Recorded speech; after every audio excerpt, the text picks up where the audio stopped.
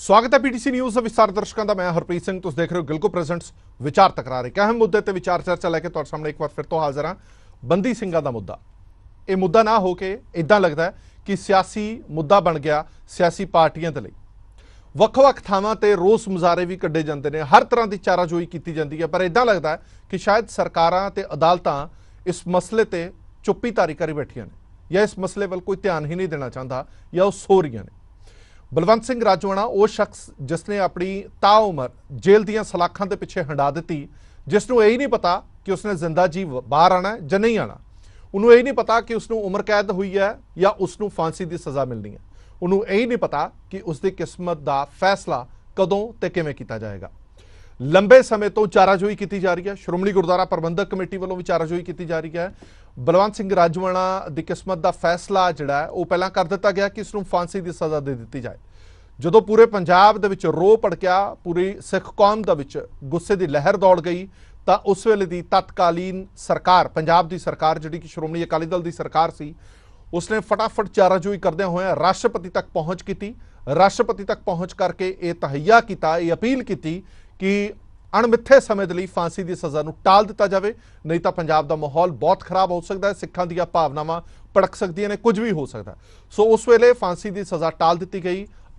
गृह विभाग ने भी इस गल नूं स्वीकार किया तो फांसी की सज़ा नूं टाल दिता गया।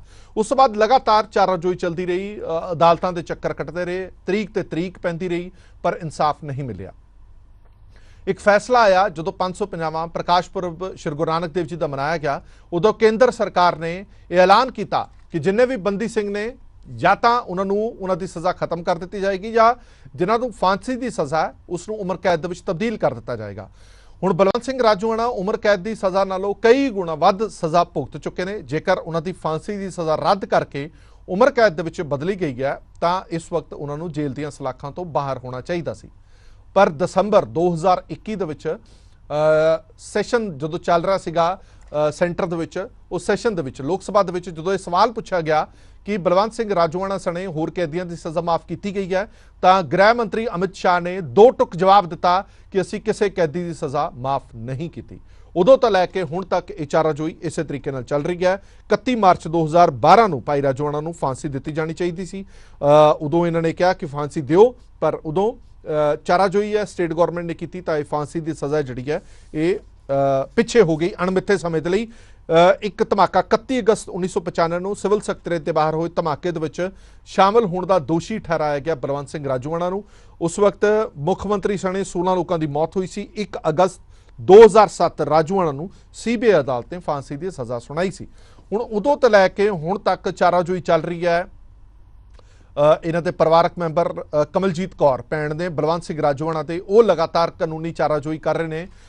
हुण एक अजिहे मोड़ ते आके ये सारा मामला आ गया है, जिस दे विच सुप्रीम कोर्ट ने सख्त शब्दों दे विच केंद्र सरकार नूं कहा कि हुण इस मसले नूं एक पासे लगाओ। इस मसले दे विच 2 महीने का टाइम मंगिया सी केंद्र सरकार ने सुप्रीम कोर्ट तो कि सानूं 2 महीने का समा दिता जाए। अज तो 6 महीने पहला 6 महीने बीत जाने के बावजूद भी केंद्र सरकार ने, गृह मंत्रालय ने अपना कोई हल्फनामा, अपना कोई सुझाव, अपनी कोई दरख्वास्त नहीं दी कि वो इस मामले ते की करना चाहते हैं। हुण जदों 29 तरीक नूं दोबारा 28 तरीक नूं दोबारा सुनवाई हुई, इत्थों तुसीं देखो कि सिखां दे विच बेगानगी की भावना अदालतां या सरकारां दे प्रति क्यों नहीं आएगी। फिर 28 तरीक नूं सुप्रीम कोर्ट दे विच इस मसले की सुनवाई हुंदी है। उस तो बाद केंद्र सरकार फिर कहती है कि सानूं थोड़ा जिहा टाइम दे दिओ, इस मसले ते सानूं 2 महीने दिते जाण। 2 टुक शब्दों के जवाब सुप्रीम कोर्ट वालों दिता जाता कि तुहानूं होर समा नहीं दिता जा सकता, पहला ही 2 महीने का समा काफ़ी समा पहला खत्म हो चुका है। हुण 29 तरीक तक तुसीं हल्फनामा दाखिल करो, 30 तरीक नूं दोबारा इस मामले की सुनवाई होएगी। और तुसीं इस तो वड्डी त्रासदी होर इस लोकतंत्रिक देश दे विच की हो सकती है कि तुसीं सुप्रीम कोर्ट दीयां गाइडलाइनस नूं भी टिच जाणो, उन्हां दे हुक्मां दी भी उलंघना करो। 29 तरीक डेडलाइन सी हल्फनामा दाखिल करन दी, केंद्र सरकार वालों 29 तरीक हल्फनामा नहीं दाखिल किया गया। 30 तरीक नूं इस पूरे मसले की सुनवाई होनी सी, केस लिस्ट भी होया। बड़ी उम्मीद सी भैन राजोआणा नूं कि इस मसले ते 30 तरीक नूं गृह विभाग या केंद्र सरकार अपना हल्फनामा दाखिल करेगी। 30 तरीक भी निकल गई, कोई हल्फनामा दाखिल नहीं किया और इस मसले की पैरवी नहीं हुई, सुनवाई नहीं हुई। केस लिस्ट होया पर केस की सुनवाई नहीं हो पाई। इस तो वड्डा दुखांत की हो सकता है? फिर असीं कहने कि न्यायपालिका ते साडा विश्वास जरूर पक्का होना चाहिए। साडा विश्वास तो है कि सरकारां दा विश्वास है कि सरकार न्यायपालिका के हुक्मां नूं टिच नहीं जाणदे। ये दोहरा मापदंड इस आज़ाद मुल्क दे विच क्यों है? कमलजीत कौर भैन बलवंत सिंह राजोआणा साडे नाल जुड़े हुए हैं। कमलजीत कौर राजोआणा, बहुत बहुत स्वागत है कमलजीत कौर जी। क्योंकि एक लंबी कानूनी लड़ाई भैन लड़ रहे ने बलवंत सिंह राजोआणा की, ये बहुत लंबी लड़ाई है। मेरे हत्थ दे विचों एक नोटिफिकेशन भी है जिहड़ा तुसीं स्क्रीन ते भी देख रहे हो, वो नोटिफिकेशन की कापी भी मैं दिखा रहा। ये येलो कलर का एक नोटिफिकेशन है जिस दे विच साफ तौर पर सरकार नूं दो टुक जवाब सुप्रीम कोर्ट ने दिता कि तुसीं पहलां ही बहुत लेट हो चुके हो, 2 महीने तुहाडे निकल चुके ने, हुण इस तो बाद तुहानूं समा नहीं दिता जा सकदा। और नाल ही ये भी कह दिता कि 29 तरीक तक तुसीं ये अपना हल्फनामा जिहड़ा दाखिल करो। थल्ले तीजी लाइन दे विच लिखिया गया कि 30 तरीक नूं इस पूरे मसले की दोबारा सुनवाई होएगी। बदकिस्मती दे नाल ये सिर्फ एक कागज़ का टुकड़ा लगता है कि मन्निया, केंद्र सरकार ने इसनूं हुक्म नहीं मन्निया, इसे करके हुक्मां दी तमील नहीं हुई। कमलजीत कौर जी, मैं सब तो पहला इस मसले ते अपडेट जानना चाहना। आपां बैकग्राउंड ते भी जावांगे, किवें ये कानूनी लड़ाई लड़ी जा रही है उस ते भी जावांगे। जो मैं गल्लां कही वो ठीक ने कि 28 तरीक नूं सुनवाई हुई, 29 नूं हल्फनामा दाखिल करना सी, 30 नूं सुनवाई होनी सी, ਜਾਂ ਇਸ ਦੇ ਵਿੱਚ ਕੁਝ ਹੋਰ ਵੀ ਹੈ? ਤਰੀਕ ਨੂੰ ਦੂਜੀ ਰਾਜੋਆਣਾ ਦੇ ਕੇਸ ਦੀ ਸੁਣਵਾਈ ਹੋਣੀ ਸੀ, ਜਿਹਦੇ ਵਿੱਚ ਕੇਂਦਰ ਸਰਕਾਰ ਨੇ ਕੁਝ ਸਮਾਂ ਮੰਗਿਆ ਸੀ ਤੇ ਪਰ ਸੁਪਰੀਮ ਕੋਰਟ ਦੇ ਚੀਫ ਜਸਟਿਸ ਦੀ ਮਾਨਯੋਗ ਅਦਾਲਤ ਨੇ ਉਹਨਾਂ ਨੂੰ ਸਮਾਂ ਨਹੀਂ ਦਿੱਤਾ ਤੇ ਉਹਨਾਂ ਨੂੰ ਸਿਰਫ 1 ਦਿਨ ਦਾ ਸਮਾਂ ਦਿੱਤਾ ਗਿਆ 29 ਤਰੀਕ ਨੂੰ ਕਿ ਤੁਸੀਂ ਆਪਣਾ ਇਸ ਕੇਸ ਦੇ ਵਿੱਚ ਹਲਫਨਾਮਾ ਜਿਹੜਾ ਉਹ ਇੱਥੇ ਆ ਕੇ ਸਬਮਿਟ ਕਰਵਾਓ ਜੀ। ਤੇ 29 ਤਰੀਕ ਨੂੰ ਅਸੀਂ ਮਤਲਬ ਸਾਰਾ ਦਿਨ ਸਾਨੂੰ ਆਸ ਸੀ ਕਿ ਕੇਂਦਰ ਸਰਕਾਰ ਆਪਣਾ ਹਲਫਨਾਮਾ ਜ਼ਰੂਰ ਸਬਮਿਟ ਕਰਵਾਏਗੀ ਜਾਂ ਫੈਸਲਾ ਕਰੇਗੀ। ਪਰ ਜਦੋਂ ਸ਼ਾਮ ਨੂੰ ਮੈਂ ਆਪਣੀ ਵਕੀਲ ਸਾਹਿਬ ਜੀ ਨਾਲ ਗੱਲ ਕੀਤੀ ਤਾਂ ਉਹਨਾਂ ਨੇ ਕਿਹਾ ਕਿ ਕੋਈ ਵੀ ਹਲਫਨਾਮਾ ਉਹਨਾਂ ਨੇ ਦਿੱਤਾ ਨਹੀਂ ਹੈਗਾ। ਤੇ ਫਿਰ ਇਹ ਚੀਜ਼ ਸੁਪਰੀਮ ਕੋਰਟ ਦੇ ਉੱਤੋਂ ਜਿਹੜੇ ਰਜਿਸਟਰ ਨੇ ਉਹਨਾਂ ਨੇ ਜੋ ਜਾਰੀ ਕੀਤਾ ਉੱਥੋਂ ਸੁਪਰੀਮ ਕੋਰਟ ਤੋਂ, ਉਹਦੇ ਤੇ ਗੱਲ ਬਿਲਕੁਲ ਸਾਫ਼ ਹੋ ਗਈ ਕਿ ਉਹਨਾਂ ਨੇ ਕੋਈ ਕੇਂਦਰ ਸਰਕਾਰ ਨੇ ਹਲਫਨਾਮਾ ਨਹੀਂ ਦਿੱਤਾ ਹੈਗਾ। ਤੇ ਮੈਂ ਤੁਹਾਨੂੰ ਇਹ ਵੀ ਇੱਥੇ ਦੱਸਦਾ ਕਿ ਜਿਹੜੇ ਸਾਡੇ ਸੀਨੀਅਰ ਐਡਵੋਕੇਟ ਜਿੱਦੀ ਰਾਜੋਆਣਾ ਦੇ ਕੇਸ ਦੇ ਵਿੱਚ ਸ੍ਰੀ ਮੁਕਲ ਰੋਤਗੀ ਜੀ ਨੇ, ਉਹਨਾਂ ਦੇ ਨਾਲ ਵੀ ਮੇਰੀ ਫੋਨ ਤੇ ਗੱਲ ਹੋਈ ਸੀ ਤੇ ਜਿਹੜੇ ਸੀਨੀਅਰ ਐਡਵੋਕੇਟ ਨੇ ਉਹਨਾਂ ਨੇ ਕਿਹਾ ਸੀ ਕਿ 30 ਤਰੀਕ ਨੂੰ ਮੈਂ ਸੁਪਰੀਮ ਕੋਰਟ ਦੇ ਵਿੱਚ ਕੇਸ ਦੇ ਤਰੀਕ ਦੇ ਵਿੱਚ ਸ਼ਾਮਲ ਹੋਵਾਂਗਾ ਤੇ ਅਸੀਂ ਫੈਸਲੇ ਦੀ ਪੂਰੀ ਕੋਸ਼ਿਸ਼ ਕਰਾਂਗੇ। ਪਰ ਰਾਤ ਨੂੰ 10 ਵਜੇ ਮੈਨੂੰ ਤਕਰੀਬਨ ਸਾਡੇ ਵਕੀਲ ਸਾਹਿਬ ਜੀ ਦਾ ਫੋਨ ਆਇਆ ਤੇ ਉਹਨਾਂ ਨੂੰ ਜਿਹੜੀ ਵਕੀਲਾਂ ਨੂੰ ਲਿਸਟ ਪਹੁੰਚਦੀ ਹੈ ਉਹ ਲਿਸਟ ਨਹੀਂ ਪਹੁੰਚੀ ਤੇ 30 ਤਰੀਕ ਨੂੰ ਕੇਸ ਦੀ ਸੁਣਵਾਈ ਦੀ ਸੀ ਤੇ ਹੁਣ ਸਾਨੂੰ ਅਗਲੀ ਤਰੀਕ ਦਾ ਇੰਤਜ਼ਾਰ ਹੈ ਕਿਉਂਕਿ 2 ਸਾਲ ਹੋ ਗਏ ਜੀ ਸੁਪਰੀਮ ਕੋਰਟ ਦੇ ਵਿੱਚ ਵੀ ਇਹ ਕੇਸ ਜਿਹੜਾ ਚੱਲ ਰਿਹਾ ਤੇ 2 ਸਾਲਾਂ ਤੋਂ ਕੇਂਦਰ ਸਰਕਾਰ ਸਿਰਫ ਸਮਾਂ ਹੀ ਲੈ ਰਹੀ ਆ, ਫੈਸਲਾ ਨਹੀਂ ਕਰ ਰਹੀ। ਤੇ ਸਾਨੂੰ ਤਾਂ ਇਹ ਵੀ ਆ ਕਿ ਸੁਪਰੀਮ ਕੋਰਟ ਨੇ ਇੰਨੇ 7 ਵਾਰ 7ਵੀਂ ਵਾਰ ਇਹ ਆਦੇਸ਼ ਕੇਂਦਰ ਸਰਕਾਰ ਨੂੰ ਕੀਤਾ ਗਾ ਤੇ ਪਰ ਜਿਹੜੀ ਕੇਂਦਰ ਸਰਕਾਰ ਆ ਸੁਪਰੀਮ ਕੋਰਟ ਦਾ ਵੀ ਕੋਈ ਵੀ ਆਦੇਸ਼ ਉਹਨਾਂ ਨੇ ਅੱਜ ਤੱਕ ਮੰਨਿਆ ਨਹੀਂ। ਅੱਛਾ ਕਮਲਜੀਤ ਕੌਰ ਜੀ, ਇਹ 29 ਤਰੀਕ ਨੂੰ ਹਲਫਨਾਮਾ ਦਾਖਲ ਕਰਨ ਲਈ ਕਿਹਾ ਗਿਆ, 30 ਤਰੀਕ ਨੂੰ ਇਹ ਕੇਸ ਲਿਸਟ ਹੋਇਆ ਸੀ, ਸੁਣਵਾਈ ਹੋਈ ਹੈ 30 ਤਰੀਕ ਨੂੰ ਜਾਂ ਸੁਣਵਾਈ ਨਹੀਂ ਹੋਈ ਇਸ ਮਸਲੇ ਦੀ? ਇਸ ਮਸਲੇ ਤੇ ਸੁਣਵਾਈ ਨਹੀਂ ਹੋਈ ਸੀ 30 ਤਰੀਕ। ਲਿਸਟ ਹੋਇਆ ਸੀ ਕੇਸ? ਨਹੀਂ ਜੀ, ਇਹ ਕੇਸ ਜਿਹੜਾ ਕਿ ਵੈਬਸਾਈਟ ਹੁੰਦੀ ਆ ਉੱਥੇ ਜ਼ਰੂਰ ਸ਼ੋ ਹੁੰਦਾ ਸੀਗਾ ਪਰ ਇੱਕ ਲਿਸਟ ਜਿਹੜੇ ਸਾਡੇ ਵਕੀਲ ਸਾਹਿਬ ਕੋਲੇ ਪਹੁੰਚਦੀ ਆ ਉਹਦੇ ਚ ਕੇਸ ਲਿਸਟ ਨਹੀਂ ਸੀ ਕੀਤਾ ਗਿਆ। ਤੇ ਹੁਣ ਅਗਲੀ ਤਰੀਕ ਕੋਈ ਮਿਲੀ ਹੈ ਤੁਹਾਨੂੰ ਹਲੇ ਤੱਕ? ਅਗਲੀ ਤਰੀਕ ਵੀ ਇਹ ਆ ਕਿ ਇਹਨਾਂ ਦੀ ਜਿਹੜੀ 10 ਤਰੀਕ ਸ਼ੋ ਹੋ ਰਹੀ ਆ ਪਰ ਉਹਦੇ ਚ ਵੀ ਸਾਡੇ ਜਿਹੜੇ ਵਕੀਲ ਸਾਹਿਬ ਨੇ ਉਹੀ ਕਹਿੰਦੇ ਨੇ ਕਿ ਜਦੋਂ ਉਹਨਾਂ ਦੇ ਕੋਲ ਲਿਸਟ ਆਊਗੀ ਤਾਂ ਮਤਲਬ ਕੇਸ ਦੀ ਸੁਣਵਾਈ ਹੋਏਗੀ, ਨਹੀਂ ਤਾਂ ਫਿਰ ਸਾਡੇ ਵਕੀਲ ਸਾਹਿਬ ਇਹ ਕਹਿੰਦੇ ਨੇ ਕਿ ਉਹ ਮੈਂਸ਼ਨਿੰਗ ਕਰਵਾਉਣਗੇ ਔਰ ਤਰੀਕ ਲੈਣਗੇ ਕਿਉਂਕਿ ਇਸ ਕੇਸ ਦੇ ਵਿੱਚ ਇੰਨੀ ਕੁ ਦੇਰੀ ਹੋ ਚੁੱਕੀ ਆ ਕਿ ਸਾਡੇ ਵਕੀਲ ਸਾਹਿਬ ਇਹ ਕਹਿੰਦੇ ਨੇ ਕਿ ਇੱਕ ਵਾਰੀ ਕੇਂਦਰ ਸਰਕਾਰ ਹਲਫਨਾਮਾ ਦਾਇਰ ਤਾਂ ਕਰੇ ਤਾਂ ਕਿ ਕੇਸ ਅੱਗੇ ਚੱਲੇ ਔਰ ਕੇਸ ਖਤਮ ਹੋਵੇ। ਕਿਉਂਕਿ ਇਹਦੇ ਵਿੱਚ ਮੈਂ ਤੁਹਾਨੂੰ ਇੱਕ ਚੀਜ਼ ਦੱਸ ਦਿਆਂ ਕਿ ਇਸ ਤੋਂ ਪਹਿਲਾਂ ਵੀ 1 ਘੰਟਾ ਇਸ ਕੇਸ ਤੇ ਪਿਛਲੀ ਤਰੀਕ ਤੇ ਬਹਿਸ ਹੋਈ ਸੀਗੀ ਤੇ ਉਹਦੇ ਚ ਵੀ ਇਹ ਸੀਗਾ ਕੇਂਦਰ ਸਰਕਾਰ ਨੇ ਸਮਾਂ ਲਿਆ ਸੀਗਾ ਜਦੋਂ 2 ਮਹੀਨੇ ਦਾ ਕਿ ਅਸੀਂ ਵੀ ਫੈਸਲਾ ਕੁਝ ਵੀ ਇਹਦੇ ਤੇ ਫੈਸਲਾ ਲਵਾਂਗੇ, ਸਾਨੂੰ ਸਮਾਂ ਦਿੱਤਾ ਜਾਵੇ। ਉਹਦੇ ਉਸ ਅਦਾਲਤ ਦੇ ਆਦੇਸ਼ਾਂ ਨੂੰ ਵੀ ਸੁਪਰੀਮ ਕੋਰਟ ਦੇ ਆਦੇਸ਼ਾਂ ਨੂੰ ਕੇਂਦਰ ਸਰਕਾਰ ਨੇ ਅੱਜ ਤੱਕ ਮੰਨਿਆ। ਤਕਰੀਬਨ 7ਵਾਂ ਆਰਡਰ ਹੈ ਜੀ ਸੁਪਰੀਮ ਕੋਰਟ ਦਾ ਜਿਹੜਾ ਅੱਜ ਤੱਕ ਕੇਂਦਰ ਸਰਕਾਰ ਨੇ ਮੰਨਿਆ। ਇਹ ਤੋਂ ਵੱਡੀ ਤਰਾਸਦੀ ਹੁਣ ਹੋਰ ਕੀ ਹੋ ਸਕਦੀ ਹੈ? ਤੁਸੀਂ ਕਹਿੰਦੇ ਹੋ ਹੁਣ ਇੱਕ ਛੋਟੀ ਜਿਹੀ ਐਗਜ਼ਾਮਪਲ ਦਰਸ਼ਕਾਂ ਨਾਲ ਸਾਂਝੀ ਕਰਨਾ ਚਾਹਨਾ।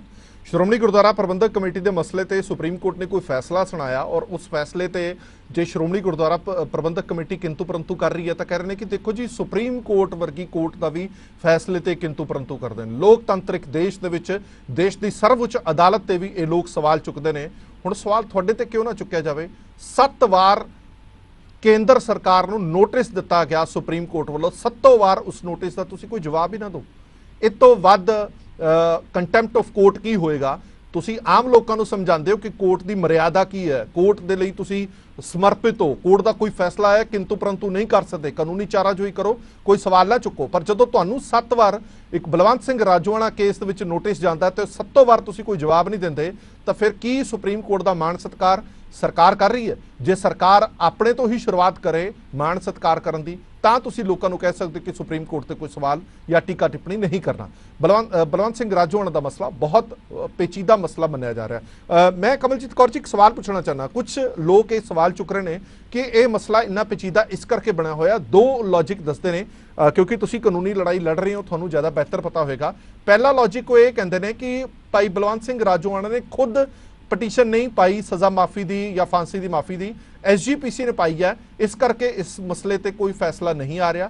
ਦੂਜਾ ਸਵਾਲ ਉਹ ਇਹ ਕਹਿੰਦੇ ਨੇ ਕਿ ਬਲਵੰਤ ਸਿੰਘ ਰਾਜੋਆਣਾ ਦੇ ਨਾਲ ਕਈ ਹੋਰ ਮਸਲੇ ਵੀ ਚੱਲ ਰਹੇ ਨੇ, ਜਦ ਤੱਕ ਉਹਨਾਂ ਤੇ ਕੋਈ ਫੈਸਲਾ ਨਹੀਂ ਆਉਂਦਾ ਇਸ ਤੇ ਕੋਈ ਫੈਸਲਾ ਨਹੀਂ ਕੀਤਾ ਜਾ ਸਕਦਾ। ਮੈਂ ਤੁਹਾਨੂੰ ਇਹ ਦੱਸਣਾ ਚਾਹੁੰਦਾ ਕਿ ਜਦੋਂ ਅਸੀਂ 3 ਸਤੰਬਰ 2020 ਨੂੰ ਬੇਟੀ ਰਾਜੋਆਣਾ ਦੇ ਇਸ ਦੇਰੀ ਦੇ ਕਰਕੇ ਫੈਸਲੇ ਥੋੜੀ ਦੇਰੀ ਦੇ ਕਰਕੇ ਆਪਣੀ ਪਟੀਸ਼ਨ ਦਾਇਰ ਕੀਤੀ ਸੀ ਤਾਂ ਪਹਿਲਾ ਆਰਡਰ ਜਿਹੜਾ 4/12/2020 ਨੂੰ ਸੁਪਰੀਮ ਕੋਰਟ ਨੇ ਅਦਾਲਤ ਨੇ ਕੀਤਾ ਸੀ, ਉਹਦੇ ਵਿੱਚ ਹੀ ਆਰਡਰ ਦੇ ਵਿੱਚ ਸਪਸ਼ਟ ਕਰ ਦਿੱਤਾ ਸੀਗਾ ਕਿ ਜਿਹੜਾ ਦੂਸਰਾ ਸਵਾਲ ਤੁਸੀਂ ਕੀਤਾ ਕਿ ਹੋਰ ਜਿਹੜੇ ਨਾਲ ਦੇ ਕੁਝ ਫੈਸਲੇ ਨੇ ਉਹਨਾਂ ਦੀ ਅਪੀਲਾਂ ਚੱਲ ਰਹੀਆਂ ਨੇ ਤਾਂ ਉਹਨਾਂ ਨੇ ਕਿਹਾ ਸੀ, ਮਾਨਯੋਗ ਅਦਾਲਤ ਨੇ ਉਹਨਾਂ ਨੂੰ ਕਲੀਅਰ ਕਰ ਦਿੱਤਾ ਸੀਗਾ ਕਿ ਉਹ ਅਪੀਲਾਂ ਵੀਰ ਜੀ ਦੇ ਫੈਸਲੇ ਦੇ ਵਿੱਚ ਅੜਿੱਕਾ ਨਹੀਂ ਹੈਗੀਆਂ, ਉਹ ਜਿਹੜੀਆਂ ਅਪੀਲਾਂ ਨੇ ਵੀਰ ਜੀ ਰਾਜੋਆਣਾ ਜੀ ਦੇ ਕੇਸ ਤੇ ਲਾਗੂ ਹੀ ਨਹੀਂ ਹੁੰਦੀਆਂ ਹੈਗੀਆਂ। ਮਤਲਬ ਇਹ ਗੱਲ ਕਲੀਅਰ ਸੁਪਰੀਮ ਕੋਰਟ 'ਚ ਹੋ ਚੁੱਕੀ ਹੈ। ਇਹ ਗੱਲ ਸੁਪਰੀਮ ਕੋਰਟ ਨੇ ਪਹਿਲੀ ਤਾਰੀਖ ਤੇ ਹੀ ਕਲੀਅਰ ਕਰ ਦਿੱਤੀ ਸੀ ਆਰਡਰ ਦੇ। ਤੇ ਦੂਸਰੀ ਗੱਲ ਜਿਹੜੀ ਤੁਸੀਂ ਕਹਿੰਦੇ ਹੋ ਕਿ ਹਾਂਜੀ ਸੁਪਰੀਮ ਕੋਰਟ ਦੇ ਵਿੱਚ ਵੀ ਇਹਨਾਂ ਨੇ ਇਹ ਗੱਲ ਕਹੀ ਸੀ ਕੇਂਦਰ ਸਰਕਾਰ ਨੇ ਕਿ ਉਹਨਾਂ ਦੀ ਅਪੀਲ ਨਹੀਂ ਹੈਗੀ। ਮੈਂ ਇੱਥੇ ਕਹਿਣਾ ਚਾਹਾਂਗੀ ਜਿਹੜਾ ਇਹ ਗੁੰਮਰਾਹ ਕਰਦੇ ਨੇ ਕਿ ਜਦੋਂ 2012 ਦੇ ਵਿੱਚ ਰਾਜੋਆਣਾ ਦੀ ਤਰੀਕ ਤੈਅ ਹੋਈ ਸੀ 31 ਮਾਰਚ 2012 ਤੇ ਜਦੋਂ ਸ਼੍ਰੋਮਣੀ ਸ਼੍ਰੀ ਅਕਾਲ ਤਖ਼ਤ ਸਾਹਿਬ ਜੀ ਦੇ ਆਦੇਸ਼ ਤੇ ਸ਼੍ਰੋਮਣੀ ਅਕਾਲੀ ਦਲ ਸ਼੍ਰੋਮਣੀ ਗੁਰਦੁਆਰਾ ਪ੍ਰਬੰਧਕ ਕਮੇਟੀ ਨੇ ਰਾਸ਼ਟਰਪਤੀ ਜੀ ਕੋਲ ਅਪੀਲ ਪਾਈ ਸੀ ਤਾਂ ਉਸੇ ਅਪੀਲ ਤੇ ਬੇਟੀ ਰਾਜੋਆਣਾ ਜੀ ਦੀ ਜਿਹੜੀ ਫਾਂਸੀ ਸੀਗੀ ਉਹਦੇ ਤੇ ਰੋਕ ਲੱਗ ਗਈ ਸੀ। ਫਿਰ ਦੂਸਰਾ ਪੁਆਇੰਟ ਮੈਂ ਤੁਹਾਨੂੰ ਇਹ ਦੱਸ ਦਿਆਂ ਕਿ ਉਸੇ ਅਪੀਲ ਦੇ ਆਧਾਰ ਤੇ 2019 ਦੇ ਵਿੱਚ ਧੰਨ ਧੰਨ ਸ੍ਰੀ ਗੁਰੂ ਨਾਨਕ ਪਾਤਸ਼ਾਹ ਜੀ ਦੇ 550ਵੇਂ ਪ੍ਰਕਾਸ਼ ਪੁਰਬ ਤੇ ਇਹਨਾਂ ਨੇ ਨੋਟੀਫਿਕੇਸ਼ਨ ਜਾਰੀ ਕੀਤਾ ਕੇਂਦਰ ਸਰਕਾਰ ਨੂੰ। ਤੇ ਜਿਹੜਾ ਅੱਜ ਇਹ ਸਵਾਲ ਉਠਾਇਆ ਜਾ ਰਿਹਾ ਗਾ ਇਹ ਬਿਲਕੁਲ ਹੀ ਤਾਲ ਮਟੋਲ ਕਰਨ ਦੇ ਲਈ, ਕੇਸ ਦੇ ਫੈਸਲੇ ਦੇ ਵਿੱਚ ਦੇਰੀ ਕਰਨ ਦੇ ਲਈ ਆ, ਇਹੋ ਜਿਹਾ ਕੋਈ ਨਹੀਂ ਹੈਗਾ। ਇੱਕ ਹੋਰ ਵੀ ਮੈਂ ਪੁਆਇੰਟ ਇੱਥੇ ਦਵਾਂਗੀ, ਜੀ ਰਾਜੋਆਣਾ ਜੀ ਜੋ RTI ਪਾਉਂਦੇ ਸੀਗੇ ਗ੍ਰਹਿ ਮੰਤਰਾਲੇ ਨੂੰ, ਉਹਦਾ ਜਿਹੜਾ ਜਵਾਬ ਜੀ ਰਾਜੋਆਣਾ ਜੀ ਨੂੰ ਦਿੱਤਾ ਜਾਂਦਾ ਸੀ ਉਹਦੇ ਚ ਉਹਨਾਂ ਨੂੰ ਇਹ ਕਿਹਾ ਜਾਂਦਾ ਸੀ ਤੁਹਾਡੀ ਅਪੀਲ। ਉਹ RTIਆਂ ਵੀ ਸਾਰੀਆਂ ਅਸੀਂ ਸੁਪਰੀਮ ਕੋਰਟ ਦੀ ਜਿਹੜੀ ਪਟੀਸ਼ਨ ਆ ਉਹਦੇ ਵਿੱਚ ਲਗਾਈਆਂ ਹੋਈਆਂ ਨੇ। ਤਾਂ ਇਹ ਗੱਲ ਸੋ ਇਹ ਦੋਵੇਂ ਚੀਜ਼ਾਂ ਕਿਤੇ ਸਟੈਂਡ ਹੀ ਕਰਦੀਆਂ, ਇਹ ਦੋਵੇਂ ਚੀਜ਼ਾਂ ਕਿਤੇ ਸਟੈਂਡ ਹੀ ਕਰਦੀਆਂ। ਪਹਿਲਾਂ ਤਾਂ ਸੁਪਰੀਮ ਕੋਰਟ ਨੇ ਕਲੀਅਰ ਕਰ ਦਿੱਤਾ ਕਿ ਇਹਨਾਂ ਦੇ ਕੇਸ ਦਾ ਦੂਜਿਆਂ ਦੀ ਅਪੀਲ ਨਾਲ ਕੋਈ ਲੈਣਾ ਦੇਣਾ ਨਹੀਂ, ਔਰ ਦੂਜਾ ਜਿਹੜੀ ਗੱਲ ਇਹ ਵਾਰ-ਵਾਰ ਕਹਿੰਦੇ ਨੇ ਕਿ ਆਪ ਇਹਨਾਂ ਨੇ ਕੋਈ ਦਰਖਾਸਤ ਨਹੀਂ ਪਾਈ ਤਾਂ ਉਹ ਸੰਬੋਧਨ ਕਰਦਿਆਂ ਹੋਇਆਂ ਗ੍ਰਹਿ ਵਿਭਾਗ ਵੱਲੋਂ ਇਹ ਕਿਹਾ ਗਿਆ ਕਿ ਤੁਹਾਡੀ ਜਿਹੜੀ ਰਿਕੁਐਸਟ ਆਈ ਹੈ ਤੁਹਾਡੀ ਅਪੀਲ ਤੇ ਕਰਦੇ ਆ, ਉਹ ਗੱਲ ਕਲੀਅਰ ਹੋ ਜਾਂਦੀ ਹੈ। ਇੱਕ ਗੱਲ ਹੋਰ ਕਮਲਜੀਤ ਕੌਰ ਜੀ, ਇਹ ਪੂਰੀ ਦੁਨੀਆ ਜਾਣਨਾ ਚਾਹੁੰਦੀ ਹੈ, ਸਾਲ 2019 ਦੇ ਵਿੱਚ ਜਦੋਂ 550ਵਾਂ ਪ੍ਰਕਾਸ਼ ਪੁਰਬ ਗੁਰੂ ਨਾਨਕ ਦੇਵ ਜੀ ਦਾ ਮਨਾਇਆ ਗਿਆ ਤਾਂ ਇਹ ਅਪੀਲ ਤਾਂ ਕੇਂਦਰ ਸਰਕਾਰ ਨੇ ਦਾਅਵਾ ਕੀਤਾ ਸੀਗਾ ਕਿ ਜਿਹੜੇ ਬੰਦੀ ਸਿੰਘ ਨੇ ਉਹਨਾਂ ਦੀਆਂ ਸਜ਼ਾਵਾਂ ਮਾਫ ਕਰ ਦਿੱਤੀਆਂ ਜਾਣਗੀਆਂ, ਘੱਟ ਕਰ ਦਿੱਤੀਆਂ ਜਾਣਗੀਆਂ, ਫਾਂਸੀ ਦੀ ਸਜ਼ਾ ਉਮਰ ਕੈਦ 'ਚ ਤਬਦੀਲ ਕਰ ਦਿੱਤੀ ਜਾਏਗੀ। ਉਹ ਚੀਜ਼ਾਂ ਲਾਗੂ ਕਿਉਂ ਨਹੀਂ ਹੋ ਪਾਈਆਂ? ਕਿੱਥੇ ਜਾ ਕੇ ਗੜਬੜੀ ਰਹਿ ਗਈ? ਜੀ ਮੈਂ ਤੁਹਾਨੂੰ ਇਹ ਦੱਸਾਂ ਕਿ ਜਦੋਂ 2019 ਦੇ ਵਿੱਚ ਧੰਨ ਧੰਨ ਗੁਰੂ ਨਾਨਕ ਪਾਤਸ਼ਾਹ ਜੀ ਦੇ ਪ੍ਰਕਾਸ਼ ਪੁਰਬ ਤੇ ਜਦੋਂ ਇਹ ਨੋਟੀਫਿਕੇਸ਼ਨ ਜਾਰੀ ਕੀਤਾ ਗਿਆ ਸੀ ਕਿ ਸਾਰੀਆਂ ਮਤਲਬ ਟੀਵੀ ਚੈਨਲ ਤੇ ਖਬਰ ਆ ਰਹੀ ਸੀਗੀ, ਨਸ਼ਰ ਹੋ ਰਹੀ ਸੀ ਕਿ ਭਾਈ ਰਾਜੋਆਣਾ ਜੀ ਦੀ ਫਾਂਸੀ ਨੂੰ ਉਮਰ ਕੈਦ ਬਦਲ ਦਿੱਤਾ ਗਿਆ। ਪੂਰੇ ਸਿੱਖ ਸਾਡੇ ਸਮਾਜ ਨੇ ਨਹੀਂ ਬਲਕਿ ਸਾਰੇ ਧਰਮਾਂ ਵਰਗਾਂ ਦੇ ਲੋਕਾਂ ਨੇ ਇਸ ਦਾ ਸਵਾਗਤ ਕੀਤਾ ਸੀਗਾ। ਹਰ ਮਤਲਬ ਕਿਸੇ ਨੇ ਮੈਨੂੰ ਫੋਨ ਕਰਕੇ ਗੱਲ ਕਹੀ ਸੀ, ਹਰ ਕੋਈ ਖੁਸ਼ ਸੀਗਾ ਤੇ ਇਉਂ ਲੱਗਦਾ ਸੀਗਾ ਕਿ ਅਸੀਂ ਪਰਿਵਾਰ ਹੋਣ ਦੇ ਨਾਤੇ ਵੀ ਤੇ ਸਾਰਾ ਸਾਡਾ ਜਿਹੜਾ ਸਿੱਖ ਜਗਤ ਆ ਖਾਲਸਾ ਪੰਥ ਮਹਿਸੂਸ ਕਰਦਾ ਸੀ ਕਿ ਜਿਹੜੇ ਸਾਨੂੰ ਕਾਂਗਰਸ ਨੇ ਸਾਡੇ ਤੇ ਜ਼ੁਲਮ ਕੀਤੇ ਨੇ, ਕਾਂਗਰਸ ਨੇ ਜੋ ਸਾਡੇ ਸਿੱਖਾਂ ਨੂੰ ਜ਼ਖਮ ਦਿੱਤੇ ਨੇ, ਇਸ ਸਰਕਾਰ ਨੇ ਕਾਂਗਰਸ ਦੇ ਦਿੱਤੇ ਹੋਏ ਜ਼ਖਮਾਂ ਤੇ ਮੱਲਮ ਲਗਾਈ। ਪਰ ਜਦੋਂ ਇਸ ਸਰਕਾਰ ਨੇ ਆਪਣੇ ਉਸ ਨੋਟੀਫਿਕੇਸ਼ਨ ਨੂੰ ਲਾਗੂ ਨਹੀਂ ਕੀਤਾ ਤਾਂ ਸਾਨੂੰ ਮਤਲਬ ਕਿ ਮਹਿਸੂਸ ਹੁੰਦਾ ਕਿ ਨਹੀਂ, ਸਿੱਖਾਂ ਦੇ ਜ਼ਖਮਾਂ ਤੇ ਕੋਈ ਵੀ ਸਰਕਾਰ ਮੱਲਮ ਨਹੀਂ। ਅੱਛਾ, ਮੈਨੂੰ ਇੱਕ ਹੋਰ ਦੱਸੋ ਕਮਲਜੀਤ ਕੌਰ ਜੀ, ਇਹਦੇ ਪਿੱਛੇ ਤੁਹਾਨੂੰ ਕੋਈ ਪੋਲੀਟੀਕਲ ਮੋਟਿਵ ਵੀ ਲੱਗ ਰਿਹਾ? ਬੜੇ ਸਾਰੇ ਲੋਕ ਕਹਿ ਰਹੇ ਨੇ ਕਿ ਇਲੈਕਸ਼ਨਸ ਗੁਜ਼ਰ ਜਾਣ ਦਿਓ, ਜਿਹੜੀਆਂ ਗੁਜਰਾਤ ਹਿਮਾਚਲ ਦੇ ਵਿੱਚ ਹੋਣੀਆਂ, ਉਸ ਤੋਂ ਬਾਅਦ ਸ਼ਾਇਦ ਇਹ ਕੇਸ ਕਿਸੇ ਕਿਨਾਰੇ ਲੱਗ ਸਕਦਾ ਹੈ, ਕਿਉਂਕਿ ਹਾਲ ਫਿਲਹਾਲ ਕੇਂਦਰ ਸਰਕਾਰ ਇੰਨਾ ਵੱਡਾ ਰਿਸਕ ਲੈ ਨਹੀਂ ਸਕਦੀ ਕਿ ਭਾਈ ਬਲਵੰਤ ਸਿੰਘ ਰਾਜੋਆਣਾ ਦੇ ਮਸਲੇ ਤੇ ਜੇ ਉਹ ਹਾਂ ਪੱਖੀ ਵੀ ਹੁੰਗਾਰਾ ਭਰਦੇ ਨੇ ਤਾਂ ਵੀ ਵੋਟਾਂ ਦਾ ਨੁਕਸਾਨ ਹੈ, ਜੇ ਨਾ ਪੱਖੀ ਹੁੰਗਾਰਾ ਭਰਦੇ ਨੇ ਤਾਂ ਵੀ ਵੋਟਾਂ ਦਾ ਨੁਕਸਾਨ ਹੈ। ਇਸ ਕਰਕੇ ਪੋਲਿਟਿਕਸ ਜ਼ਿਆਦਾ ਹਾਵੀ ਹੋ ਰਹੀ ਹੈ। ਤੁਹਾਨੂੰ ਵੀ ਇਹ ਲੱਗਦਾ? ਇੱਥੇ ਮੈਂ ਇੱਕ ਚੀਜ਼ ਕਹਿਣਾ ਚਾਹਾਂਗੀ ਕਿ 27 ਸਾਲ ਹੋ ਗਏ ਜੀ ਰਾਜੋਆਣਾ ਜੀ ਨੂੰ ਜੇਲ੍ਹ ਦੇ ਵਿੱਚ 15 ਸਾਲਾਂ ਤੋਂ ਫਾਂਸੀ ਚੱਕੀ ਦੇ ਵਿੱਚ ਬੰਦ ਨੇ। ਇਹ 15 ਸਾਲਾਂ ਤੋਂ ਜਦੋਂ ਜੀ ਰਾਜੋਆਣਾ ਦੀ ਫਾਂਸੀ ਚੱਕੀ 'ਚ ਬੰਦ ਨੇ, ਕਿੰਨੇ ਵਾਰ ਇਸ ਦੇਸ਼ ਦੇ ਵਿੱਚ ਚੋਣਾਂ ਆਈਆਂ ਤੇ ਕਿੰਨੀ ਵਾਰ ਗਈਆਂ। ਅਸੀਂ ਵੀ ਇਹ ਗੱਲਾਂ ਸੁਣਦੇ ਹਾਂ, ਕਈ ਵਾਰੀ ਕਿ ਸਾਨੂੰ ਕਿਹਾ ਜਾਂਦਾ ਵੀ ਸੈਸ਼ਨ ਚੱਲ ਰਿਹਾ, ਸੈਸ਼ਨ ਦੇ ਵਿੱਚ ਤੋਂ ਬਾਅਦ ਫੈਸਲਾ ਆਏਗਾ। ਇਹ ਹੁਣ ਚੋਣਾਂ ਨੇ, ਚੋਣਾਂ ਤਾਂ ਹਰ ਟਾਈਮ ਹੀ ਆਉਂਦੀਆਂ ਰਹਿੰਦੀਆਂ ਨੇ, ਕਿਤੇ ਕੋਈ ਚੋਣਾਂ ਕਿਤੇ ਕੋਈ ਚੋਣਾਂ। ਇਹ ਤਾਂ ਜਿਹੜਾ ਲਗਾਇਆ ਗਿਆ ਸੀ ਸਿੱਖਾਂ ਨੂੰ ਇਨਸਾਫ ਦੇ ਵਿੱਚ ਦੇ ਰਹੀ ਆ, ਜਦ ਉਹ ਸਾਰੇ ਫੈਸਲੇ ਇਸ ਦੇਸ਼ ਦੇ ਵਿੱਚ ਹੁੰਦੇ ਨੇ। ਸਾਰੇ ਫੈਸਲੇ ਸੁਪਰੀਮ ਕੋਰਟ ਦੇ ਇੱਕ ਫੈਸਲੇ ਦੇ ਉੱਤੇ ਵੱਡੀਆਂ ਤੋਂ ਵੱਡੀਆਂ ਇਮਾਰਤਾਂ ਢਾਹ ਦਿੱਤੀਆਂ ਜਾਂਦੀਆਂ ਨੇ। ਬਿਲਕਿਸ ਬਾਨੋ ਦਾ ਕੇਸ ਤੁਸੀਂ ਦੇਖੋ, 15 ਸਾਲਾਂ ਦੇ ਵਿੱਚ ਜਿਹੜੇ ਕਾਤਲ ਸੀਗੇ, ਜਿਹੜੇ ਬਲਾਤਕਾਰੀ ਸੀ, ਜਿਨ੍ਹਾਂ ਨੇ ਇੰਨਾ ਘਿਨੌਣਾ ਕੰਮ ਕੀਤਾ ਸੀਗਾ, ਉਹਨਾਂ ਨੂੰ ਰਿਹਾ ਕਰ ਦਿੱਤਾ ਜਾਂਦਾ। ਤਾਂ ਇਹ ਤਾਂ ਸਾਡੇ ਸਾਰੇ ਖਾਲਸਾ ਪੰਥ ਦਾ ਸਵਾਲ ਆ ਕਿ ਸਿਰਫ ਇਹ ਜਿਹੜੀਆਂ ਚੋਣਾਂ ਨੇ, ਇਹ ਸਾਰੇ ਬਹਾਨੇ, ਸਿਰਫ ਸਾਡੇ ਸਿੱਖਾਂ ਦੀ ਜਿਹੜੀ ਬੰਦੀ ਸਿੰਘਾਂ ਦੀ ਰਿਹਾਈ ਦੀ ਗੱਲ ਹੁੰਦੀ ਆ, ਉਹਦੇ ਕਿਉਂ ਇਹ ਸਾਰੇ ਬਹਾਨੇ ਲਗਾਏ ਜਾਂਦੇ ਨੇ? ਇਹੀ ਤਾਂ ਅਸੀਂ ਪੁੱਛਣਾ ਚਾਹੁੰਦੇ ਹਾਂ ਕਿ 27 ਸਾਲਾਂ ਤੋਂ ਵੀਰ ਰਾਜੋਆਣਾ ਜੀ 15 ਸਾਲਾਂ ਤੋਂ ਫਾਂਸੀ ਚੱਕੀ 'ਚ ਬੈਠੇ ਆਪਣੇ ਕੇਸ ਤੇ ਆਖਰੀ ਫੈਸਲੇ ਦਾ ਇੰਤਜ਼ਾਰ ਕਰ ਰਹੇ ਨੇ। ਇਹ ਸਿੱਖਾਂ ਦੇ ਨਾਲ ਹੀ ਕਿਉਂ ਵਿਤਕਰਾ ਹੁੰਦਾ? ਬਿਲਕੁਲ ਠੀਕ ਹੈ। ਇੱਕ ਮੁਲਕ ਦੇ ਵਿੱਚ ਦੋ ਕਾਨੂੰਨ ਕਿਉਂ ਨੇ, ਇੱਕ ਲਈ ਹੋਰ ਤੇ ਦੂਜੇ ਲਈ ਕਾਨੂੰਨ ਹੋਰ ਕਿਉਂ ਨੇ? ਬਿਲਕਿਸ ਬਾਨੋ ਦੀ ਇਹਨਾਂ ਨੇ ਉਦਾਹਰਨ ਦਿੱਤੀ ਹੈ ਕਿ 15 ਸਾਲਾਂ ਦੇ ਵਿੱਚ ਉਹ ਬੰਦੇ ਬਾਹਰ ਆ ਗਏ ਜਿਨ੍ਹਾਂ ਨੇ ਨਾ ਸਿਰਫ ਰੇਪ ਕੀਤਾ ਬਲਕਿ ਛੋਟੀ ਜਿਹੀ ਬੱਚੀ ਦਾ ਕਤਲ ਵੀ ਕੀਤਾ, 3 ਸਾਲ ਦੀ ਬੱਚੀ ਦਾ ਕਤਲ ਵੀ ਕੀਤਾ। ਉਹ ਲੋਕ ਬਾਹਰ ਨੇ ਤੇ ਇਹ ਸ਼ਖਸ ਜਿਹੜਾ ਇੰਨੇ ਸਾਲਾਂ ਤੋਂ ਜੇਲ੍ਹ ਚੱਕੀ ਦੇ ਵਿੱਚ ਬੰਦ ਹੈਗਾ, ਫਾਂਸੀ ਚੱਕੀ ਦੇ ਵਿੱਚ ਬੰਦ ਹੈਗਾ, ਉਹਦੇ ਤੋਂ ਕੋਈ ਫੈਸਲਾ ਹੀ ਨਹੀਂ ਕੀਤਾ ਜਾ ਰਿਹਾ। ਜੀ ਬਿਲਕੁਲ ਕਮਲਦੀਪ ਕੌਰ ਜੀ, ਤੁਸੀਂ ਸਾਡੇ ਨਾਲ ਅਸੀਂ ਕਰੰਟਲੀ ਗੱਲ ਕਰੀਏ, ਜੇ ਅੱਜ ਦੀ ਤਰੀਕ 'ਚ ਗੱਲ ਕਰੀਏ ਤਾਂ ਭਾਈ ਬਲਵੰਤ ਸਿੰਘ ਰਾਜੋਆਣਾ ਦੇ ਉੱਤੇ ਜਿਹੜੇ ਚਾਰजेस ਲੱਗੇ ਸੀ, ਜੋ ਚਾਰजेस ਫਰੇਮ ਹੋਏ ਸੀਗੇ, ਉਹਦੇ ਤੇ ਸਜ਼ਾ ਕੀ ਚੱਲ ਰਹੀ ਹੈ? ਕਿਉਂਕਿ ਇੱਥੇ ਵੀ ਪੰਬਲ ਪੂਸਾ ਪਾਇਆ ਜਾ ਰਿਹਾ ਕਿ ਫਾਂਸੀ ਦੀ ਸਜ਼ਾ ਹੈਗੀ ਉਹਨਾਂ ਨੂੰ ਜਾਂ ਫਾਂਸੀ ਦੀ ਸਜ਼ਾ ਉਮਰ ਕੈਦ 'ਚ ਤਬਦੀਲ ਹੋ ਚੁੱਕੀ ਹੈ। ਬਿਲਕੁਲ ਫਾਂਸੀ ਦੀ ਸਜ਼ਾ ਦੀ ਆਪਣੀ ਜਿਹੜੀ ਪਟੀਸ਼ਨ ਆ ਸੁਪਰੀਮ ਕੋਰਟ ਦੇ ਵਿੱਚ ਪਾਈ ਹੋਈ, ਉਹ ਵੀ ਫਾਂਸੀ ਦੀ ਸਜ਼ਾ ਨੂੰ ਉਮਰ ਕੈਦ ਵਿੱਚ ਜਿਹੜੇ ਦੇਰੀ ਕੀਤੀ ਆ ਫੈਸਲੇ ਦੇ ਵਿੱਚ, ਤੇ ਜਿਹੜਾ ਸ਼੍ਰੋਮਣੀ ਕਮੇਟੀ ਦੀ ਅਪੀਲ ਤੇ ਫੈਸਲਾ ਲੈਣ ਲਈ ਪਾਈ ਗਈ ਆ। ਤੇ ਜਿਹੜਾ 2019 ਦੇ ਵਿੱਚ ਇਹਨਾਂ ਨੇ ਨੋਟੀਫਿਕੇਸ਼ਨ ਜਾਰੀ ਕੀਤਾ ਸੀ, ਉਸਨੂੰ ਲਾਗੂ ਕਰਨ ਤੇ ਪਾਈ ਆ। ਇਹ ਜਿਹੜੀਆਂ ਮਤਲਬ ਕਿ ਪਤਾ ਨਹੀਂ ਕਿਉਂ ਹੀ ਕਿਹਾ ਜਾਂਦਾ ਗਾ ਵਿਅਕਤੀ ਨੂੰ ਫਾਂਸੀ ਦੀ ਸਜ਼ਾ ਦੀ, ਸੁਪਰੀਮ ਕੋਰਟ ਤਾਂ 7 ਵਾਰ ਇਹਨਾਂ ਨੂੰ ਆਰਡਰ ਜਾਰੀ ਕਰਕੇ ਇਹਨਾਂ ਤੋਂ ਜਿਹੜੀ ਫਾਂਸੀ ਦੀ ਸਜ਼ਾ ਸ਼੍ਰੋਮਣੀ ਕਮੇਟੀ ਦੀ ਅਪੀਲ ਆ ਉਹਦੇ ਤੇ ਫੈਸਲਾ ਮੰਗ ਰਹੀ ਹੈ। ਇੱਕ ਗੱਲ ਥੋੜਾ ਜਿਹਾ ਹੋਰ ਕਲੀਅਰ ਕਰੋਗੇ, ਕੇਂਦਰ ਸਰਕਾਰ ਤੋਂ ਕੀ ਜਵਾਬ ਮੰਗਿਆ ਜਾ ਰਿਹਾ, ਸੁਪਰੀਮ ਕੋਰਟ ਵੱਲੋਂ ਕੀ ਜਵਾਬ ਮੰਗਿਆ ਜਾ ਰਿਹਾ? 7 ਵਾਰ ਜਵਾਬ ਮੰਗਣ ਦੇ ਬਾਵਜੂਦ ਵੀ ਉਹਨਾਂ ਵੱਲੋਂ ਕੋਈ ਰਿਪਲਾਈ ਫਾਈਲ ਨਹੀਂ ਕੀਤਾ ਗਿਆ। ਥੋੜਾ ਦੱਸੋ ਕਿ ਕੀ ਜਵਾਬ ਕੀ ਚਾਹੀਦਾ ਹੈ ਸੁਪਰੀਮ ਕੋਰਟ ਨੂੰ ਕੇਂਦਰ ਸਰਕਾਰ ਤੋਂ ਜਾਂ ਗ੍ਰਹਿ ਵਿਭਾਗ ਤੋਂ?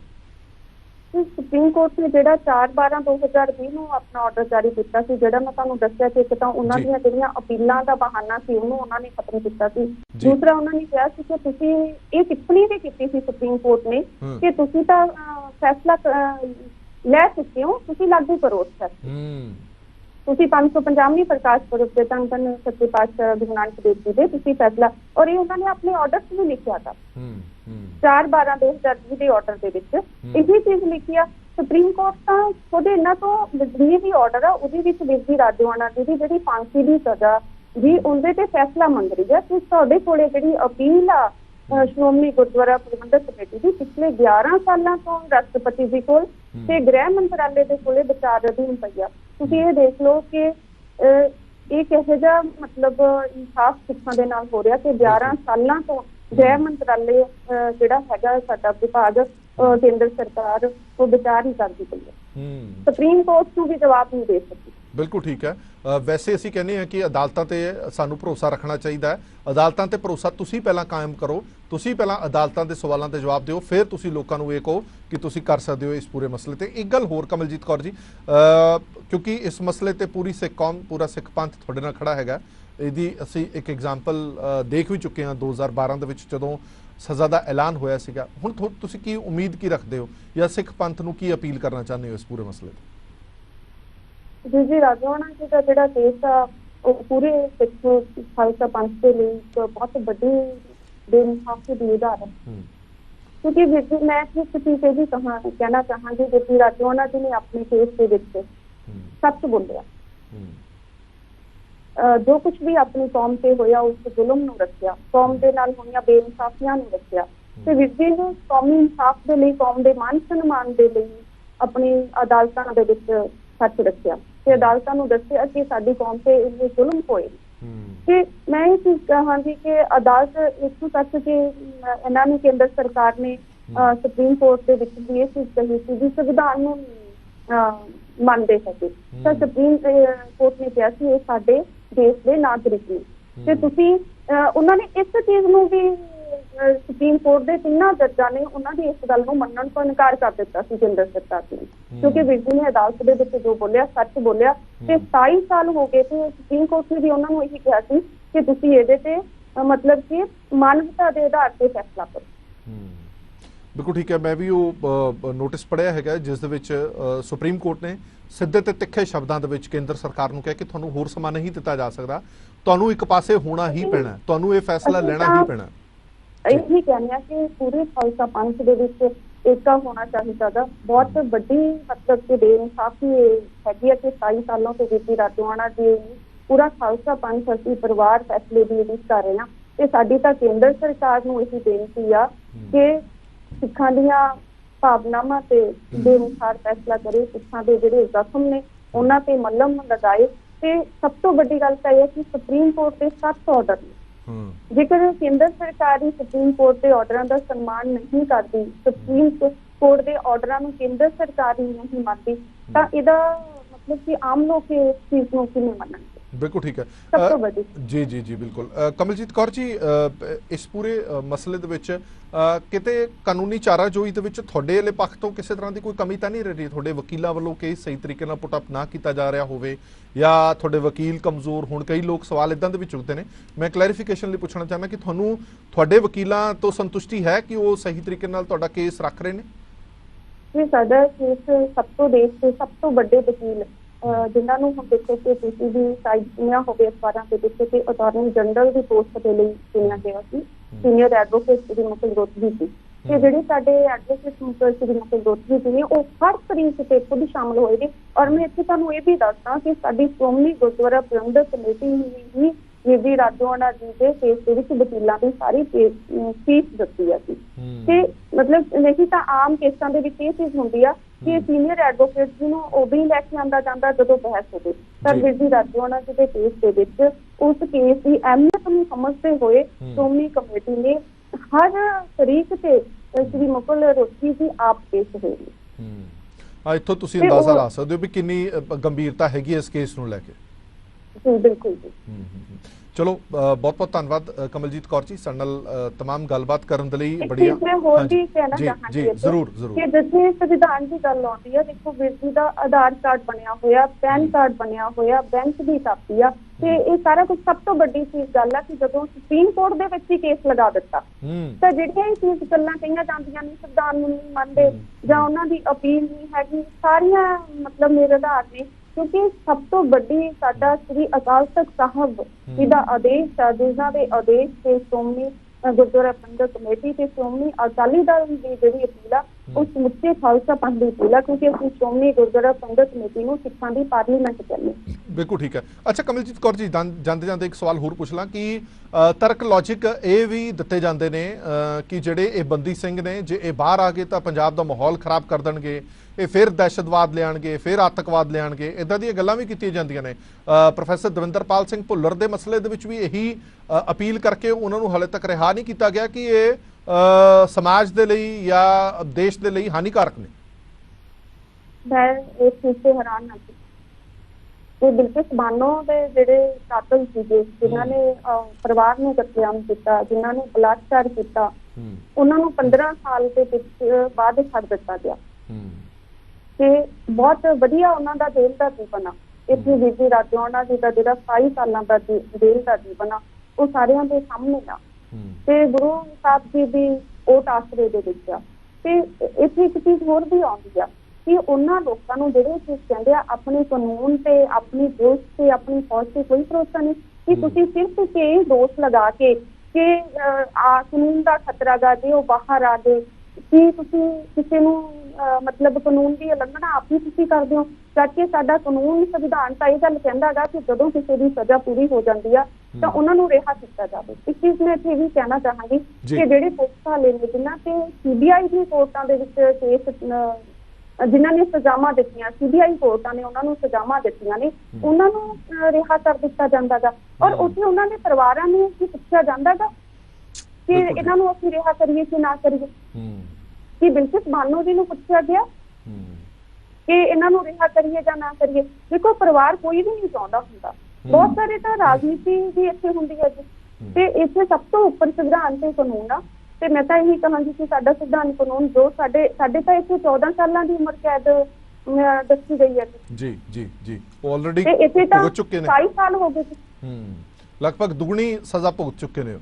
ਔਰ ਸਭ ਤੋਂ ਵੱਡੀ ਚੀਜ਼ ਕਿ ਪਰਿਵਾਰ ਦਾ ਵੀ ਇੱਕ ਜੀਵਨ ਦੇਖਿਆ ਜਾਂਦਾ। ਫਿਰ ਸਭ ਤੋਂ ਵੱਡੀ ਚੀਜ਼ ਆ ਕਿ ਜਦੋਂ ਉਹ ਹਾਲਾਤਾਂ ਦੇ ਵਿੱਚ ਉਹਨਾਂ ਨੇ ਗਿਰਦੀ ਹੋਣਾ ਲਈ ਪੈਸੇ ਲਏ, ਉਹ ਹਾਲਾਤ ਕਿਹੋ ਜਿਹੇ ਸੀਗੇ। ਸਾਡਾ ਸ੍ਰੀ ਅਕਾਲ ਤਖਤ ਸਾਹਿਬ ਤੇ ਇਹ ਵੀ ਕੀਤਾ ਗਿਆ ਸੀ, 84 ਦਾ ਕਤਲੇਆਮ ਕੀਤਾ ਗਿਆ ਸੀ ਕਾਂਗਰਸ ਵੱਲੋਂ, ਕਾਂਗਰਸੀ ਸਰਕਾਰ ਵੱਲੋਂ। ਪੰਜਾਬ ਦਾ ਚੱਪਾ ਚੱਪਾ, ਹਰ ਨਹਿਰ, ਹਰ ਪੁੱਲ ਬੇਕਸੂਰ ਬੇਗੁਨਾਹ ਲੋਕਾਂ ਦੇ ਖੂਨ ਦੇ ਨਾਲ ਰੰਗਿਆ ਪਿਆ ਸੀ। ਤੇ ਅੱਜ ਉਹ ਹਾਲਾਤ ਨਹੀਂ ਹੈ।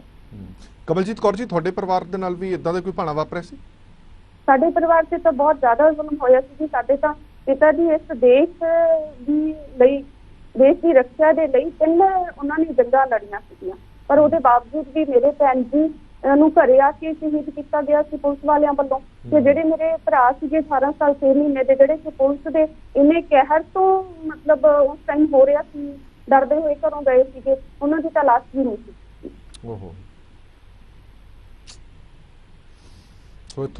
ਇਸ ਕਰਕੇ ਉਹ ਜਿਹੜਾ ਉਹ ਸਮਾਂ ਸੀਗਾ, ਉਸ ਸਮੇਂ ਦੇ ਵਿੱਚ ਬਹੁਤ ਸਾਰੇ ਮਤਲਬ ਇਸ ਤਰ੍ਹਾਂ ਦੇ ਸਾਡੇ ਬੰਦੀ ਸਿੰਘ ਨੇ ਜਿਹੜੇ ਭਾਵਨਾਵਾਂ ਦੇ ਵਿੱਚ ਆ ਕੇ ਕੌਮ ਦੀ ਅੰਸ਼ ਗੈਸ ਲਈ, ਮਾਨ ਸਨਮਾਨ ਦੇ ਲਈ ਉਸ ਟਾਈਮ ਦੇ, ਅੱਜ ਉਹ ਹਾਲਾਤ ਨਹੀਂ ਹੈਗੇ। ਤੇ ਸਭ ਤੋਂ ਵੱਡੀ ਗੱਲ ਕਿ ਕਾਨੂੰਨ ਤੇ ਸੰਵਿਧਾਨ ਦੇ ਅਨੁਸਾਰ ਉਹਨਾਂ ਨੇ ਆਪਣੀਆਂ ਸਜ਼ਾਵਾਂ ਤੋਂ ਕਿਤੇ ਵੱਧ ਸਜ਼ਾਵਾਂ ਕਰ ਚੁੱਕੇ ਨੇ।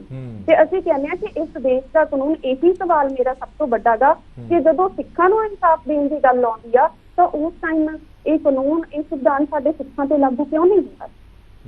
ਬਿਲਕੁਲ ਠੀਕ ਹੈ। ਬਹੁਤ ਬਹੁਤ ਧੰਨਵਾਦ ਕਮਲਜੀਤ ਕੌਰ ਜੀ ਸਾਡੇ ਨਾਲ ਗੱਲਬਾਤ ਕਰਨ ਦੇ ਲਈ। ਅਸੀਂ ਉਮੀਦ, ਇਹੀ ਆਸ ਤੇ ਅਰਦਾਸ ਕਰਦੇ ਹਾਂ ਕਿ ਇੱਕ ਮੁਲਕ ਦੇ ਵਿੱਚ ਇੱਕ ਕਾਨੂੰਨ ਹੋਣਾ ਚਾਹੀਦਾ। ਇੱਕ ਮੁਲਕ ਦੇ ਵਿੱਚ ਬੰਦਿਆਂ ਨੂੰ ਲੈ ਕੇ, ਕੌਮਾਂ ਨੂੰ ਲੈ ਕੇ, ਧਰਮਾਂ ਨੂੰ ਲੈ ਕੇ ਕਾਨੂੰਨ ਦੀਆਂ ਵੰਡੀਆਂ ਨਹੀਂ ਹੋਣੀਆਂ ਚਾਹੀਦੀਆਂ। ਇੱਕ ਸੰਵਿਧਾਨ, ਤੁਸੀਂ ਵਾਰ-ਵਾਰ ਇਹ ਦਾਅਵਾ ਕਰਦੇ ਹੋ ਕਿ ਇੱਕ ਕਾਨੂੰਨ, ਇੱਕ ਸੰਵਿਧਾਨ, ਇੱਕ ਟੈਕਸ, ਇੱਕ ਬੋਲੀ, ਇੱਕ ਧਰਮ, ਇਹ ਸਾਰੀਆਂ ਚੀਜ਼ਾਂ ਦੀਆਂ ਗੱਲਾਂ ਤਾਂ ਕਰਦੇ ਹੋ, ਪਰ ਤੁਸੀਂ ਇਸ ਗੱਲ ਨੂੰ ਕਿਉਂ ਨਹੀਂ ਯਕੀਨੀ ਬਣਾਉਂਦੇ ਕਿ ਲੋਕਾਂ ਦਾ ਵਿਸ਼ਵਾਸ ਕਾਨੂੰਨ, ਨਿਆਂ ਪ੍ਰਣਾਲਿਕਾ ਸਰਕਾਰ ਤੇ ਬਣਿਆ ਰਵੇ। ਅੱਜ ਤੁਹਾਡੇ ਸਾਹਮਣੇ ਕਮਲਦੀਪ ਕੌਰ ਹੋਰਾਂ ਨੇ ਕਿਹਾ ਕਿ ਸਾਨੂੰ ਇਹ ਲੱਗਦਾ ਹੈ ਕਿ ਸਾਡੇ ਅੰਦਰ ਬੇਗਾਨਗੀ ਦੀ ਭਾਵਨਾ ਆਈ ਹੈ, ਕਿਉਂਕਿ ਇੱਕ ਮੁਲਕ ਦੇ ਵਿੱਚ 2 ਕਾਨੂੰਨ ਨਹੀਂ ਹੋ ਸਕਦੇ। ਸਿੱਖਾਂ ਲਈ ਕਾਨੂੰਨ ਹੋਰ ਹੋਵੇ, ਹੋਰਾਂ ਲਈ ਕਾਨੂੰਨ ਹੋਰ ਹੋਵੇ। ਬਲਕਿ ਬਾਨੋ ਦੀ ਉਹਨਾਂ ਨੇ ਉਦਾਹਰਨ ਦਿੱਤੀ ਹੈ ਕਿ ਉਹ ਲੋਕ ਜਿਹੜੇ ਸ਼ਰੇਆਮ ਇਹ ਸਭ ਕੁਝ ਕਰਦੇ ਨੇ, 15 ਸਾਲਾਂ ਬਾਅਦ ਰਿਹਾ ਕਰ ਦਿੱਤੇ ਜਾਂਦੇ ਨੇ। ਇੱਕ ਉਹ ਸ਼ਖਸ ਜਿਹੜਾ ਦੁੱਗਣੀ ਉਮਰ ਕੈਦ ਦੀ ਸਜ਼ਾ ਭੁਗਤ ਚੁੱਕਾ ਹੈ, 14 ਦੂਣਾ 28 ਸਾਲ ਜੇਲ੍ਹ ਦੇ ਵਿੱਚ ਭੁਗਤ ਚੁੱਕਾ ਹੈ। ਹਲੇ ਵੀ ਉਹਨੂੰ ਇਹ ਨਹੀਂ ਪਤਾ ਕਿ ਉਹਨੂੰ ਫਾਂਸੀ ਦਿੱਤੀ ਜਾਣੀ ਚਾਹੀਦੀ ਹੈ ਜਾਂ ਬਾਹਰ ਆਏਗਾ ਉਹ, ਜਾਂ ਕੀ ਹੋਏਗਾ ਉਸਦਾ। ਇਹ ਬਹੁਤ ਵੱਡੀ ਤਰਾਸਦੀ ਹੈ ਜਦੋਂ ਕਿਸੇ ਬੰਦੇ ਨੂੰ ਇਹ ਹੀ ਨਾ ਪਤਾ ਹੋਵੇ ਕਿ ਉਹਦੇ ਨਾਲ ਹੋਣਾ ਕੀ ਹੈ। ਇਸ ਤੋਂ ਵੱਡੀ ਤਰਾਸਦੀ ਹੋਰ ਕੋਈ ਨਹੀਂ ਹੋ ਸਕਦੀ। ਔਰ ਉਹ ਵੀ 7 ਵਾਰ ਨੋਟਿਸ ਦੇਣ ਦੇ ਬਾਵਜੂਦ ਜਦੋਂ ਕੋਈ ਜਵਾਬ ਸੁਪਰੀਮ ਕੋਰਟ ਦੇ ਵਿੱਚ ਨਾ ਫਾਈਲ ਕੀਤਾ ਗਿਆ ਹੋਵੇ ਤਾਂ ਸਵਾਲ ਜ਼ਰੂਰ ਨਿਆਂ ਪ੍ਰਣਾਲਿਕਾ ਤੇ ਵਿਸ਼ਵਾਸ ਕਰਨ ਦਾ ਉੱਠਦਾ ਹੈ ਕਿ ਵਿਸ਼ਵਾਸ ਲੋਕਾਂ ਦਾ ਡਗਮਗਾਇਆ ਜਾਂ ਤੁਹਾਡਾ ਡਗਮਗਾਇਆ। ਦੇਸ਼ ਤੋਂ ਨਿਰਪੱਖ ਖਬਰਾਂ ਲਈ ਬਣੇ ਰਹੋ PTC ਨਿਊਜ਼ ਨਾਲ। ਧੰਨਵਾਦ।